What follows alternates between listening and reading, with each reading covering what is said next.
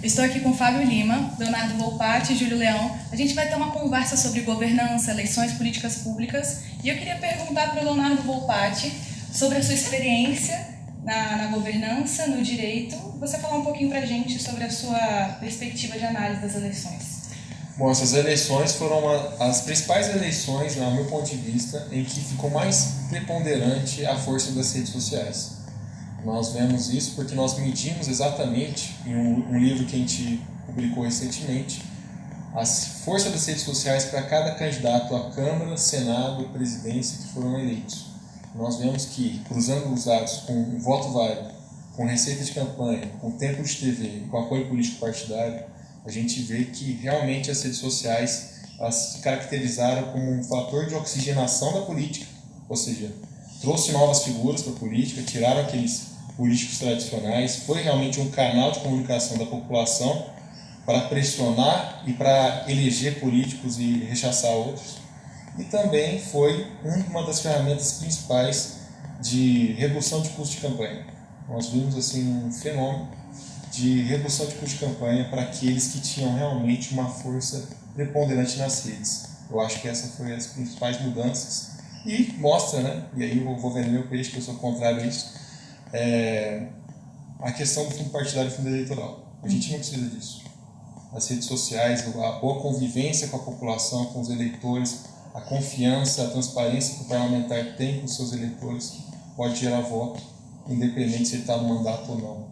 E não precisamos de dinheiro público sendo gasto com isso. Então essa é a minha opinião. Eu vou introduzir um assunto aqui e logo vou passar até a bola para o Fábio Lima, que é quem domina mais o assunto que eu. Mas você acha que a pauta de anticorrupção foi a pauta mais relevante dessas eleições? O quanto isso impactou na forma como os eleitores votaram? Essa pauta anticorrupção, Lava Jato, Moro, aí você fica à vontade de como que você vai entrar nesse tema. Olha, uma coisa que é importante analisar é que nessas eleições eu colocaria como dois fatores muito fortes, que foi a questão da anticorrupção ligada à Lava Jato, mas essa corrupção acabou sendo canalizada para o modelo político desgastado. Então o PT estava no poder há 14 anos, é normal que haja um desgaste do modelo de governabilidade, do modelo que eles adotaram, e eles acabaram canalizando como o partido mais corrupto do país e tudo mais. Fora isso, também nós vivemos uma crise, 2015, 2016 a gente enfrentou uma crise terrível, talvez a maior da nossa história. Então as pessoas estavam realmente muito engajadas na mudança. A gente vê desde as manifestações de 2013, a gente vê uma inversão de valores, a gente vê uma rejeição de maneiras de investir e de apoiar alguns projetos da sociedade, e isso acabou impactando muito nessas eleições. E o fenômeno das relações governamentais, que eu acho que é um tópico que a gente vai trazer para o nosso bate-papo de hoje. Ele fica desgastado porque no Brasil a gente confunde muito o lobby com as relações governamentais, prefiro não discutir política, futebol, não quero me meter, e aí essa pauta de anticorrupção acaba de certa forma desgastando também relações governamentais do ponto de vista profissional. A gente tem que diferenciar algumas coisas que foram culturalmente ou historicamente colocadas. A imprensa sempre falou muito mal do lobby. E depois o lobby no sentido de algo que beira a corrupção, que beira o tráfico de influência. Ou seja, são pessoas privadas, instituições privadas, empresários, tentando conseguir benefício dentro do Estado e chamavam isso de lobby, certo? O lobby, o termo, veio do parlamento inglês, onde os empresários esperavam no lobby do parlamento para falar com os parlamentares, buscando saber as decisões, se orientar e talvez influenciar os parlamentares, abordando eles naquela ocasião. Mas o que pós-fenômeno Lava Jato, no meu entendimento, foi uma herança boa, porque a gente teve realmente algumas legislações, como a lei anticorrupção, e medidas ligadas à transparência e o compliance, que pode beneficiar, que pode agregar muito agora nesse momento da nossa política. Ou seja, nós temos sim que desenvolver uma democracia que fique claro para as pessoas quais grupos estão relacionados a quais parlamentares, fazendo o que, apoiando quais projetos, apoiando quais ideias, porque isso fica transparente e você consegue conscientizar a população da força que aqueles grupos têm na política, você consegue criticar ou tirar essa força nas próximas eleições. Tirar aquele político que apoia determinado grupo que a população não apoia. Então eu acho que essa transparência e esse compliance foi muito bom.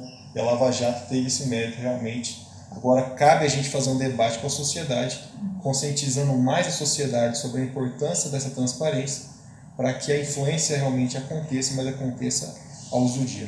Uma coisa que a gente tem, desculpa interromper, uma coisa que a gente tem ouvido bastante é sobre a profissionalização da vida pública no aspecto político, né, propriamente. Então, pessoas que fazem da vida política sua única fonte de subsistência. Aí eu queria perguntar para você, você acha um problema uma pessoa ter a vida dela profissionalmente centrada absolutamente na política, voltada especificamente para posse em cargos políticos?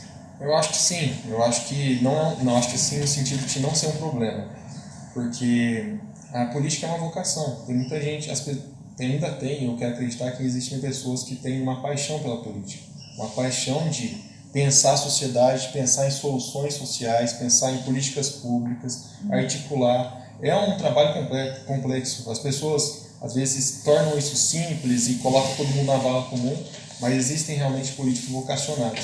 O que não pode é o cara fazer, ou a pessoa, enfim, fazer da política algo para se enriquecer, ou seja, começar a colocar parentes em cargos estratégicos, começar a realmente se beneficiar de contratações públicas. Então, se isso não acontecer, se o político exercer a profissão com o interesse de promover políticas públicas, com o interesse de fazer o bem, de pensar a sociedade, eu acho totalmente válido.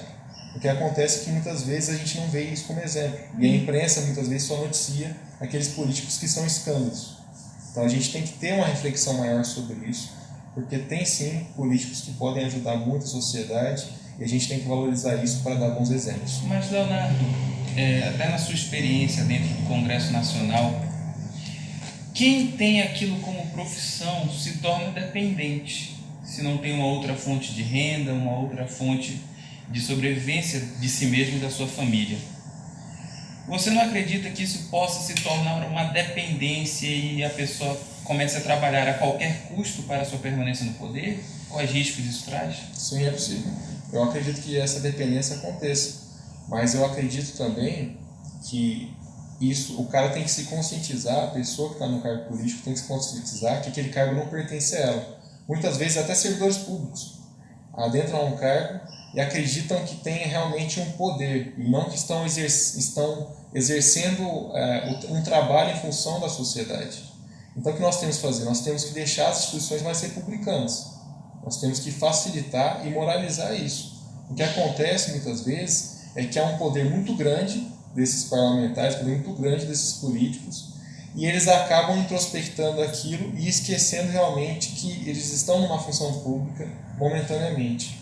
Então eu acredito na democracia no sentido da oxigenação e eu acredito que a gente tem que tornar mais republicana essas funções públicas.